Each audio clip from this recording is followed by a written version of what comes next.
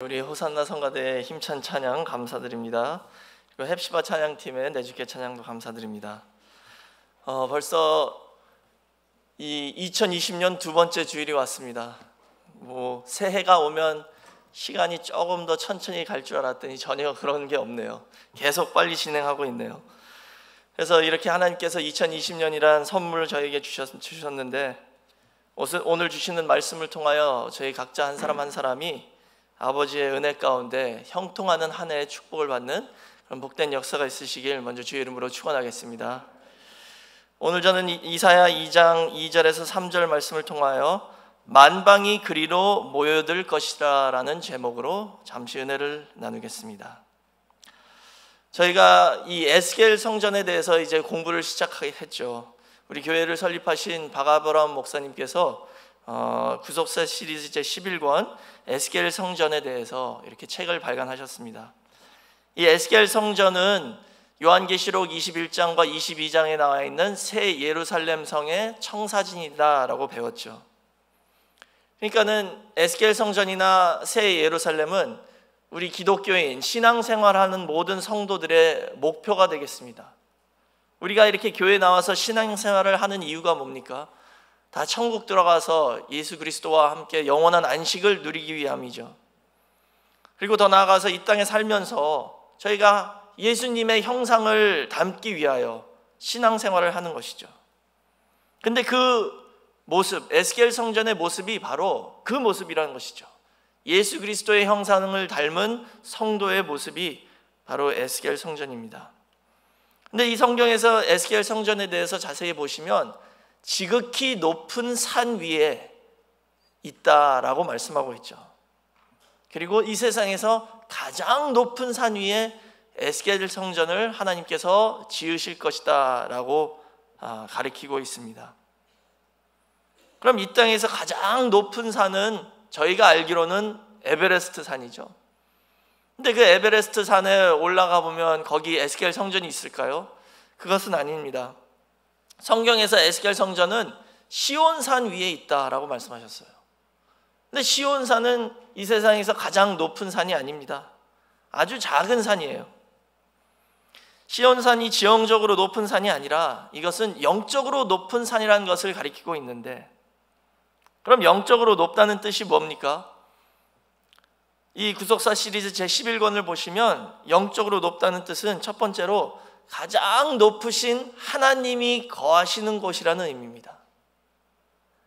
실제로 높은 산이 아니라 가장 높은 분이신 하나님이 거하시는 곳이기 때문에 그것은 영적으로 가장 높은 산이다라고 말하는 것이죠.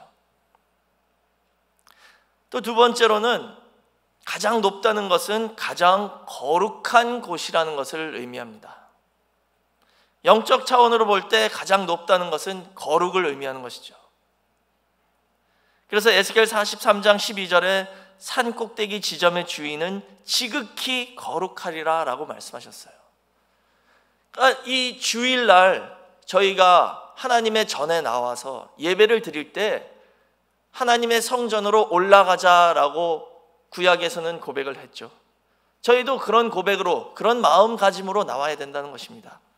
왜냐하면 이 성전이 높은 곳도 아니고 거룩한 곳도 아니지만 하나님을 여기서 우리가 예배를 드릴 때 하나님을 만난다라고 믿는다면 이곳이 가장 거룩한 곳이고 가장 높은 곳입니다. 그래서 그런 마음으로 나올 때 하나님이 말씀 가운데 임재해 주시고 우리 마음에 찾아와 주셔서 성령님으로 우리를 채워주실 때에 저희가 가장 복된 민족이 된 줄 믿습니다. 그리고 마지막 세 번째는 영적으로 가장 높다는 뜻은 가장 높은 차원의 말씀이 거기서 나온다는 뜻입니다. 가장 높은 차원의 말씀이 거기서 나온다. 이게 오늘 본문 말씀 내용이죠. 이사야 2장 2절에서 3절 말씀 보시면 율법이 시온에서부터 나올 것이요 여호와의 말씀이 예루살렘에서부터 나올 것이다 라고 말씀하고 있습니다. 여기 시온과 예루살렘을 같은 곳으로 비교하고 있는 것이죠. 근데 거기서 하나님의 율법, 곧 하나님의 말씀이 나온다라는 것을 보여주고 있습니다. 가장 높은 차원의 말씀이죠. 이 성경 말씀, 하나님의 말씀, 예수 그리스도의 복음의 말씀, 이 구속사의 말씀이 바로 그 말씀입니다. 그러니까 그 말씀이 나오는 것은 영적으로 볼 때 가장 높은 것이라는 것이죠. 그리고 하나님께서 그것을 가장 높다고 표현을 한 이유 중에 하나는, 높다는 것은 그만큼 가기가 어렵다는 뜻입니다. 산이 높을수록 올라가기 힘들죠. 그런 것처럼 가장 영적으로 높은 산은 역시 영적으로 가기 힘들다는 것입니다. 우리가 마음대로 그냥 가고 싶으면 들락날락 할 수 있는 그런 곳이 아니라는 거예요. 오직 하나님께서 만세전에 택하셔서 예정하시고 그분들을 부르셔서 하나님의 은혜로 이끌어 주시지 않으면은 절대 갈 수 없다는 것입니다. 그래서 저희가 이 구속사의 말씀을 이 늘푸른 교회에서 봤는데, 저는 이 늘푸른 교회가 그런 교회다라고 믿고 또 그런 소망으로 기도하고 있습니다. 우리 각자 내가 내 마음대로 찾아왔다라고 생각하실 수 있겠지만 절대 그런 것이 아니라, 하나님께서 만세전에 예정하셔서 한 분 한 분을 지명하면서 부르셨기 때문에 이곳에 나와서 예배를 드린다는 것이죠. 그런데 가기가 어렵다라는 뜻이 어떤 제한이 있어서 못 가게 사람들을 막는다는 뜻이 아닙니다. 또 오늘 본문 말씀 보시면 만방이 그리로 모여들 것이다 라고 말씀하셨잖아요.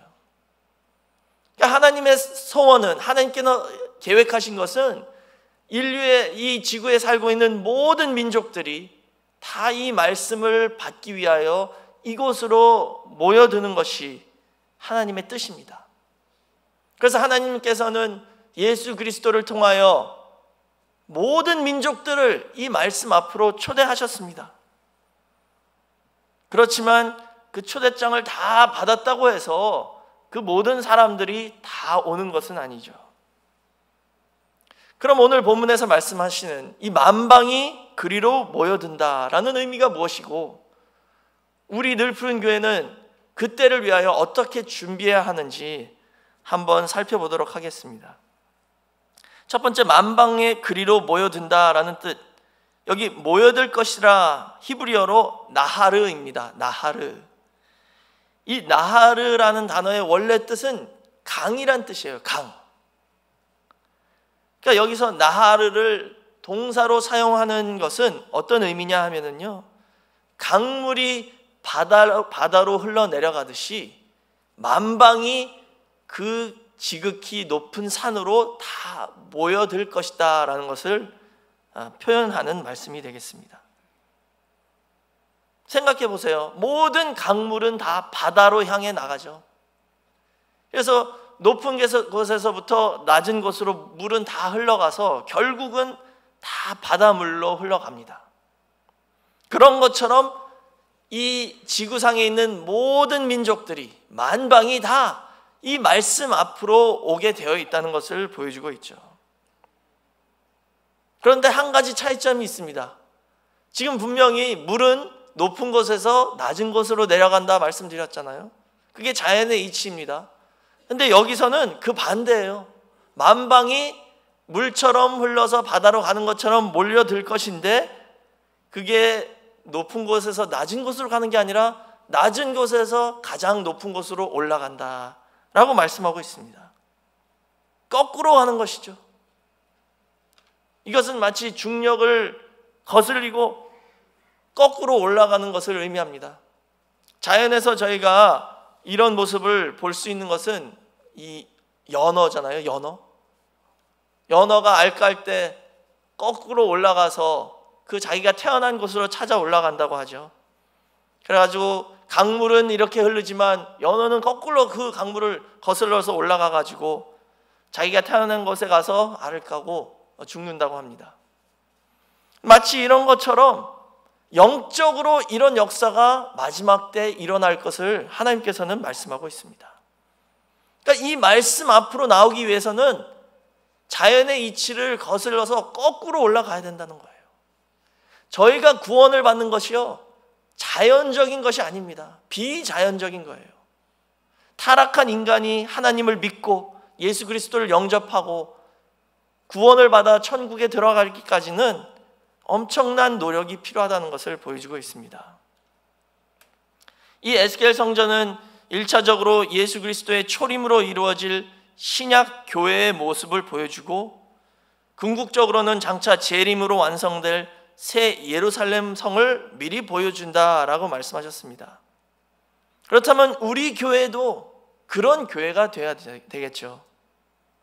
우리 교회도 에스겔 성전 같은 교회가 되어서 만방이 이리로 모여드는 그런 늘푸른 교회가 되기를 주의 이름으로 축원하겠습니다. 그게 저의 기도고 바라는 것인데요, 저희가 과연 그때를 위해서 준비가 되었는지 한번 우리 자신을 살펴보고 우리 교회를 살펴보는 시간이 되길 바라겠습니다. 성경을 보면 구약의 이스라엘이란 나라, 유대인들이죠. 그리고 신약에서는 초대교회가 이런 문제를 어떻게 다루었는지 저희가 한번 살펴보면서 우리 자신을 거기에 비춰보는 시간이 되겠습니다. 그럼 먼저 구약의 선민 이스라엘은 이런 준비가 되어 있었나요? 하나님께서는 이 인류를 구원하기 위해서 저희를 찾아오셨습니다. 저에게 찾아 내려오신 거예요. 그것을 신약적으로는 하나님의 배려다라고 말합니다. 하나님의 배려. 하나님의 그 높고 깊고 오묘한 그 영적 세계를 우리 타락한 인간에게 어떻게 설명을 하시겠어요? 그 저희가 들어도 이해 못합니다.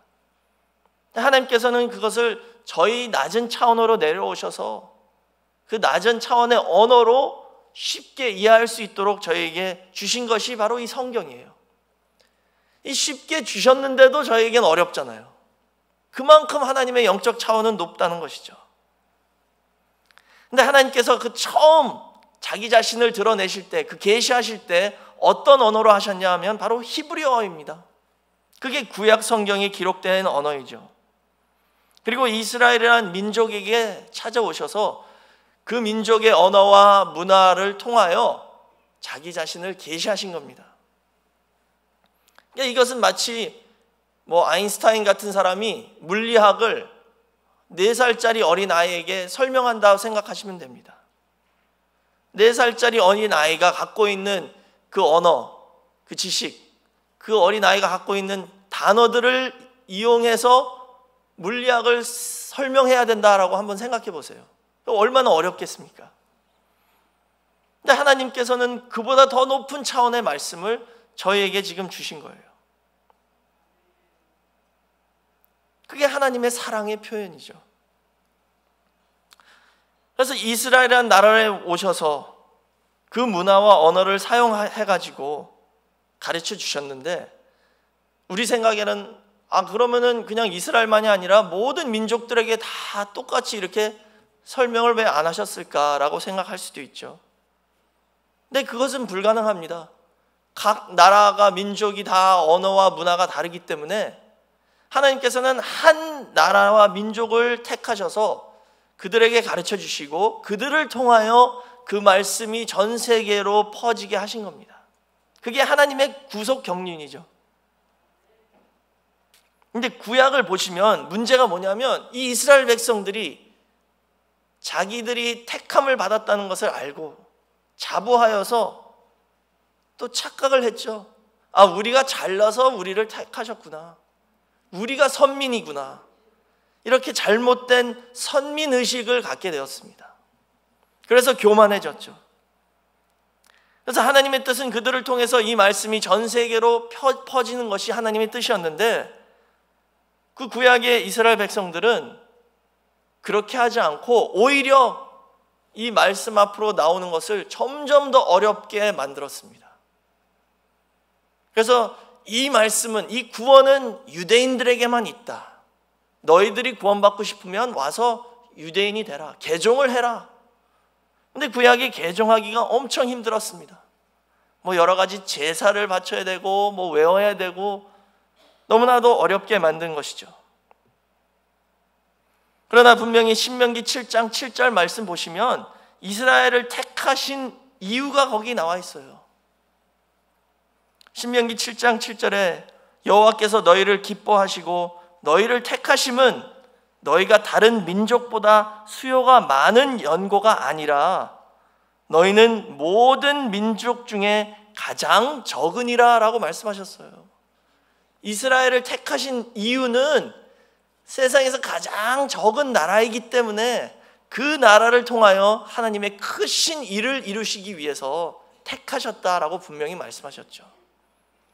그게 고린도전서 1장 25절 이하의 그 원리입니다. 큰 나라, 지혜로운 나라, 강한 나라를 통해서 하나님의 말씀을 선포하셨다면 그 나라가 어떻게 되겠습니까? 교만해지죠. 내가 잘났기 때문에 이렇게 됐다. 하나님께서는 그것을 방지하기 위하여 약한 자, 작은 자, 어리석은 자를 통해서 지혜로운 자, 강한 자를 점령하고 뒤집어 엎고 그들에게 이 말씀을 가리키겠다라고 정하신 것입니다. 그렇게 하셨는데도 불구하고 가장 작은 나라를 택하셨는데도 불구하고 그분들도 교만해진 거예요. 우리가 선민이다 라는 선민의식을 가지고 교만해져서 그 말씀을 딱 잡고 자기 것인 것처럼 이렇게 주관하기 시작했습니다. 이것을 볼 때 대부분의 타락한 사람들은 이런 교만과 착각 가운데 살고 있다는 것을 저희가 깨달아야 합니다. 이스라엘 백성들만이 그런 것이 아니죠. 오늘날 우리도 그런 실수를 범할 수 있다는 것입니다. 우리 늘푸른 교회가 한인 교회이기 때문에 한국 사람이 선민이다, 우리가 이 구속사 말씀을 받았다 라고 목에 힘이 들어가고 교만해지고 자부하고 이것을 가지고 속된 말대로 갑질할 수 있죠. 그렇다면 저희가 구약의 이스라엘과 똑같은 실수와 범죄를 범할 수 있다는 것입니다. 그 이스라엘 백성들은 하나님의 율법을 자신의 문화로 택하여서 그것이 마치 자기들 것인 것처럼 계속 물려줬습니다. 근데 하나님께서 율법을 주신 목적은 분명히 로마서 3장 20절에 우리가 죄인임을 깨닫고 더 나아가서 그 율법을 통해서 예수 그리스도를 만나기 위하여 주신 것입니다. 모든 율법은 다 예수 그리스도 한 분을 가리키는 거예요. 구약의 제사법 모두 다 예수님을 가리킵니다. 예수님이 어떤 희생을 통해서 우리의 죄를 사해 주실 것인지를 다 보여주고 있는 것이죠. 번제나 모든 제사들은 짐승이 피를 흘려서 그 죄를 사하는 것처럼 예수님이 우리의 죄를 위하여 피를 흘리실 것을 예표하고 있는 것이죠. 그런데 그런 것을 깨달으려고 하지도 않고 모든 율법을 형식화해서 그냥 지키기만 하면 구원을 얻는다 라고 가리키기 시작했습니다. 그래서 예수님이 그 바리새인들을 책망한 것처럼 너희도 천국 들어가지 않고 남들도 천국 못 들어가게 지금 천국 문을 가로막고 있다라고 말씀하셨죠. 그게 구약의 이스라엘의 랍비들의 역사였습니다.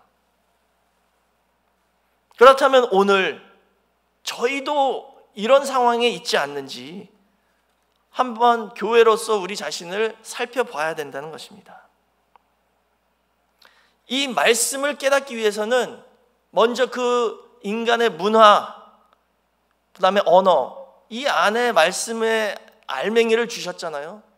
그러면은 선물을 받을 때 그 포장지를 찢어버리고 박스를 열어서 그 안에 있는 선물을 꺼내야 되는 것처럼 저희도 그 껍질을 벗겨내서 그 안에 있는 영원한 말씀의 그 씨앗을 우리가 받아야 된다는 겁니다.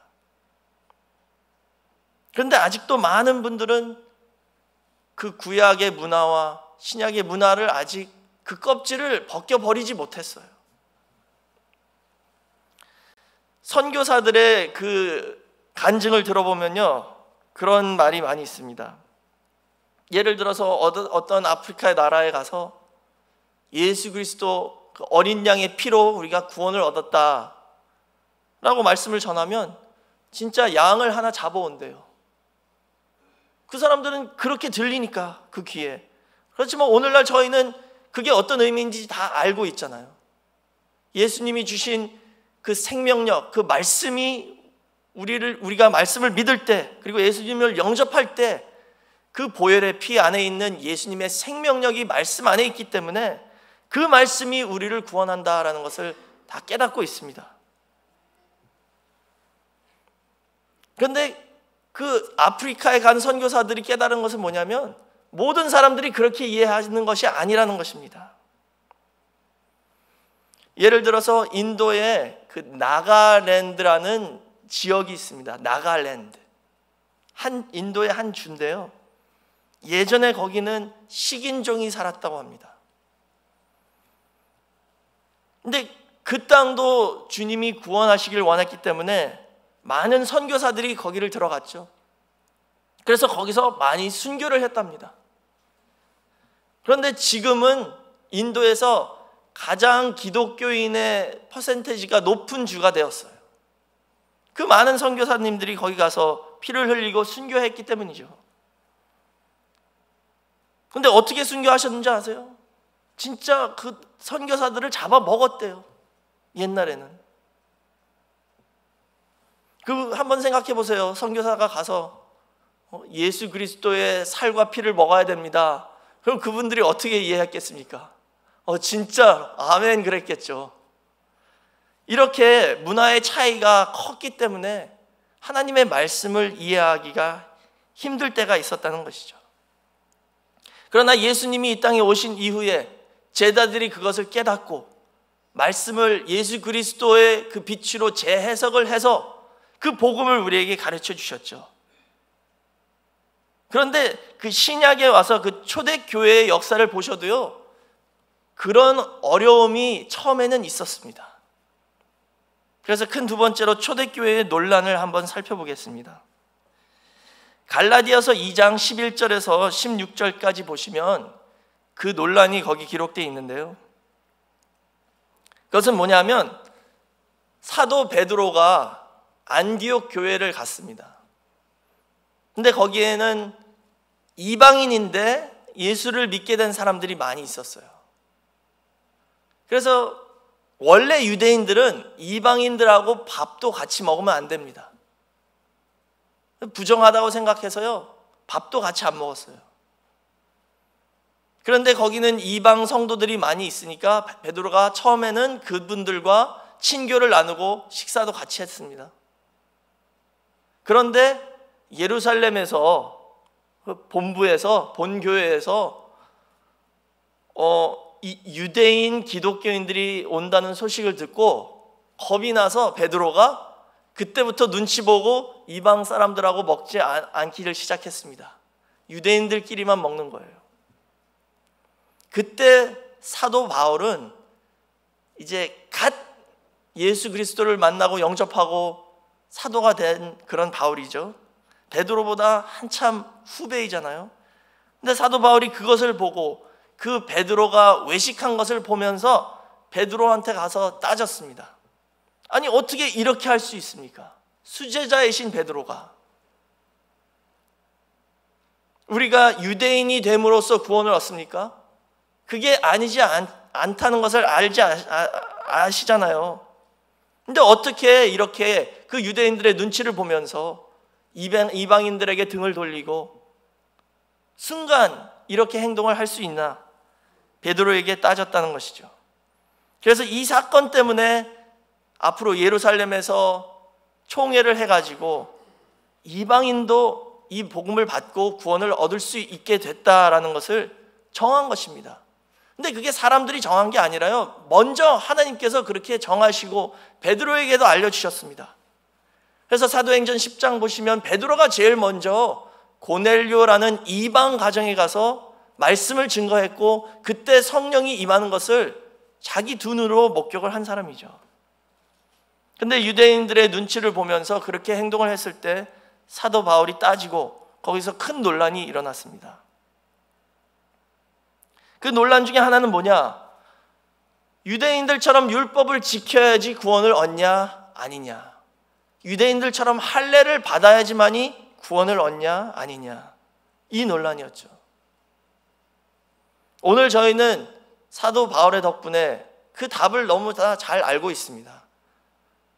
그 갈라디아 2장 16절 이하에 보시면 사람이 의롭게 되는 것은 율법의 행위에서 난 것이 아니요 오직 예수 그리스도를 믿음으로 말미암는 줄 아는 거로 우리도 그리스도 예수를 믿나니 이는 우리가 율법의 행위에서 아니고 그리스도를 믿음으로써 의롭다함을 얻으려 함이라 라고 말씀하고 있습니다. 사랑하는 성도 여러분, 이 한 예가 왜 중요하냐면요, 아직도 많은 기독교인들이 자기 생각대로 믿고 구원은 이런 것이다, 하나님은 이런 분이다, 그리스도는 이런 분이다 라고 생각하시는 분들이 많다는 것입니다. 자기 중심의 해석과 오해가 있기 때문에 성경을 왜곡하고 하나님을 자기 생각대로 믿기 때문에 문제가 생긴다는 것이죠. 사도 바울이 그것을 싸우고 그것을 파하기 위해서 노력을 한 사람이었습니다. 그래서 그분이 주장한 것은 뭐냐? 할례 받을 필요 없다. 음식에 대한 율법 지킬 필요 없다. 예수 그리스도만 믿으면 된다. 그러면 구원을 얻는다. 그래서 그는 이방을 담을 그릇이라는 사도가 되었습니다. 또 그런 자기 중심의 해석과 오해가 있었던 사람은 가룟 유다입니다. 가룟 유다는 열심당원이었죠.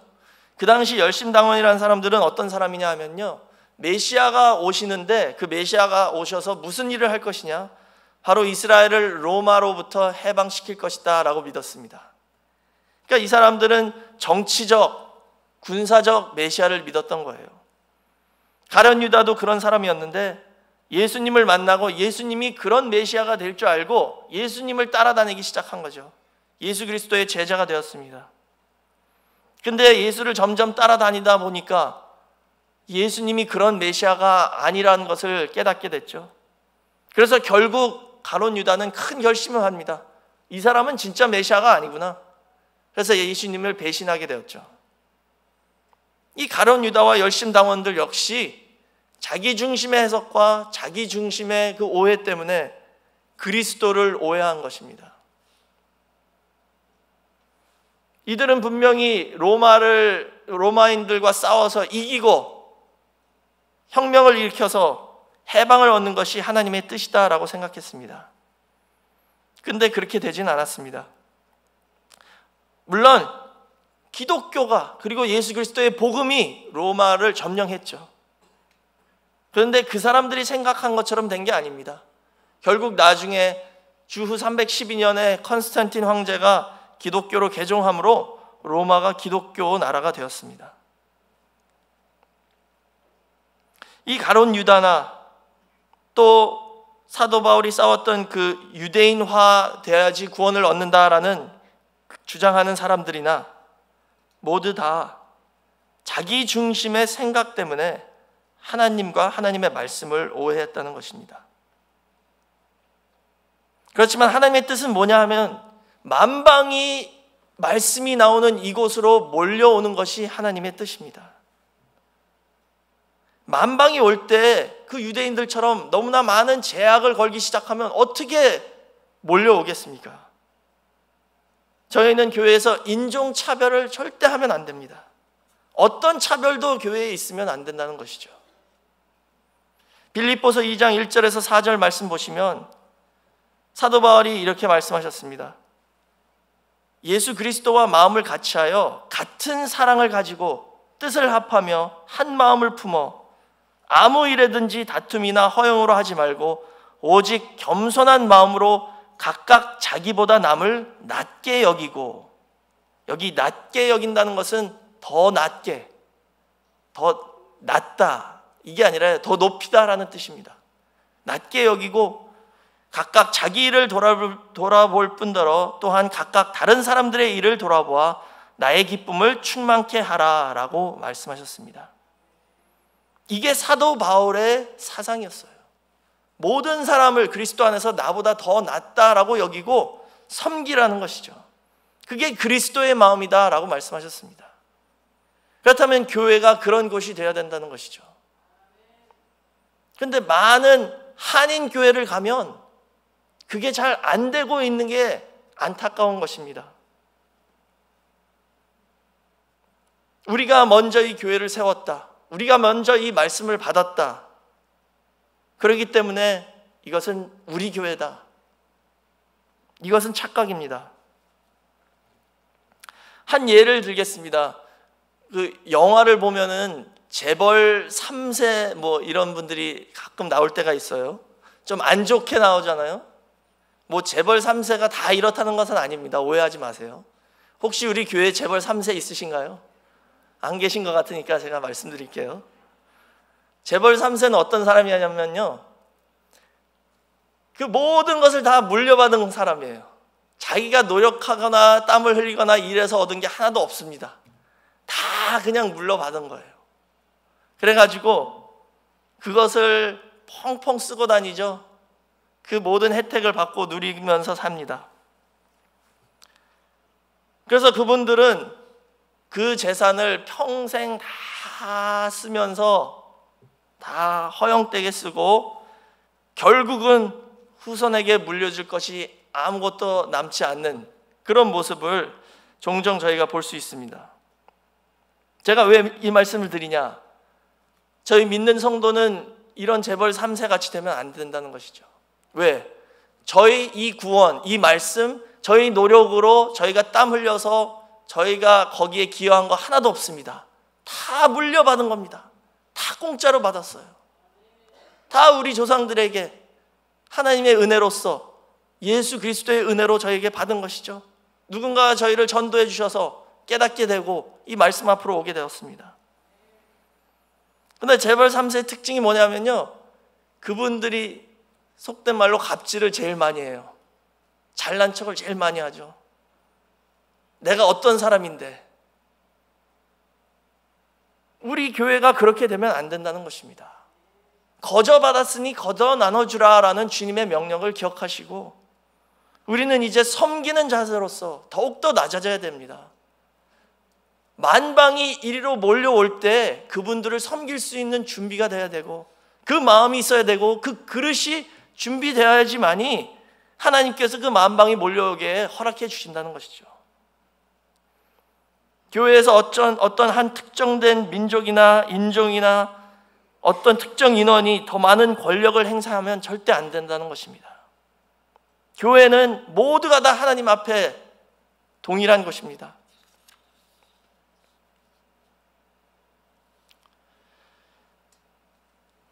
이 초대교회에 논란이 있었던 곳이 안디옥이라는 곳이죠. 안디옥.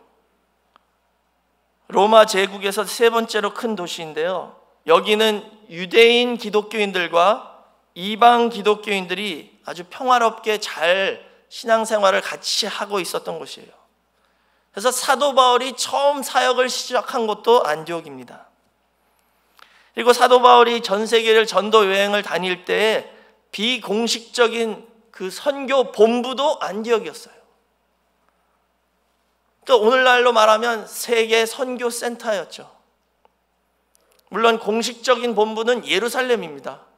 그렇지만 사도 바울의 비공식적 본부는 안디옥이었어요. 근데 그 안디옥에서 어떤 중요한 일이 있었냐 하면 사도행전 11장 25절에서 26절 말씀 보시면 바나바가 사울을 찾으러 다소에 가서 만남에 안디옥에 데리고 와서 둘이 교회에 1년간 모여 있어 큰 무리를 가르쳤고 제자들이 안디옥에서 비로소 그리스도인이라 일컬음을 받게 되었더라 라고 기록하고 있습니다. 그리스도인이라는 이름이 처음 사용된 것이 안디옥입니다. 크리스찬, 기독교인, 이 이름이 처음 사용된 것이 안디옥이에요. 구속 역사 중에 새로운 장이 열린 곳입니다. 왜 이 이름이 필요했냐 하면 이 사람들은 이제 유대인도 아니고 이방도 아니고 어떤 새로운 그런 그룹이 이루어졌다는 것이죠. 유대인도 있었지만 평범한 유대인들과 다릅니다. 율법을 그렇게 지키지 않았어요. 왜냐하면 예수 그리스도를 믿었기 때문에. 그래서 이런 새로운 유대인과 이방인들이 함께 있는 교회를 위하여 새로운 이름이 필요했기 때문에 그들을 크리스찬, 그리스도인이다, 그리스도를 따르는 자들, 그리스도에게 속한 자다라는 이름을 주게 되었습니다. 사랑하는 성도 여러분, 오늘 우리 늘푸른 교회가 안디옥 교회 같은 교회가 되길 바랍니다. 저희는 성경대로 믿고 성경대로 따라야 합니다. 근데 성경에서 분명히 말씀하시는 내용은 뭐냐? 마지막 때에 참된 교회는, 참된 말씀이 흘러나오는 교회는 만방이 몰려올 것이다. 그리고 그곳은 만민의 기도하는 집이 될 것이다 라고 말씀하고 있습니다. 우리 늘푸른 교회는 더 이상 한인 교회가 되어서는 안 됩니다. 만민이 기도하는 집, 만방이 몰려오는 집, 다민족 교회가 되어야 된다는 것을 저는 기도하고 있습니다. 우리 성도 여러분들도 그런 믿음으로 우리 교회에 임해 주시길 바라겠습니다. 나사렛 예수가 참된 메시아라는 증거 중 하나는 뭐냐? 그분은 이방과 유대인을 하나로 묶을 수 있는 말씀을 선포하셨다는 것입니다. 그래서 에베소서 2장 12절에서 16절 보시면 우리는 이방인이었고 외인이었고 세상에서 소망이 없었던 사람이었지만 예수 그리스도 안에서 그리스도의 피로 말미암아 하나님과 하나가 되었고 유대인과 하나가 되어서 그 중간에 있는 막힌 담을 다 허시고 한 백성을 만들어 주셨다라고 기록하고 있습니다. 이것을 못하면 참 교회가 아니라는 뜻입니다. 마지막 때 참 교회의 증거 중 하나는 뭐예요? 이방과 유대인, 모든 민족들이 하나가 된다는 것입니다. 그리스도 안에서. 우리 늘푸른 교회가 마지막 때 에스겔 성전 같은 참 교회가 되어서 여기서 참된 말씀이 흘러나가고 있다면 그 증거로서 만방이 몰려오는 교회가 되어서 만민의 기도의 집, 만방이 여기 내 아버지의 집이다 라고 고백할 수 있는 그런 늘푸른 교회가 되시기를 주의 이름으로 축원하겠습니다. 기도하겠습니다. 사랑이 많으신 아버지 하나님, 감사합니다.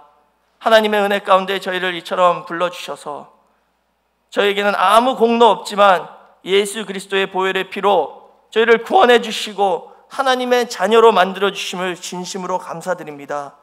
저희가 먼저 됐다고 해서 그것을 자랑거리로 삼는 것이 아니라 더욱 낮아지고 더욱 섬기는 자세로 만방이 몰려올 때 그들을 다 영접할 수 있는 믿음 허락하여 주시옵소서.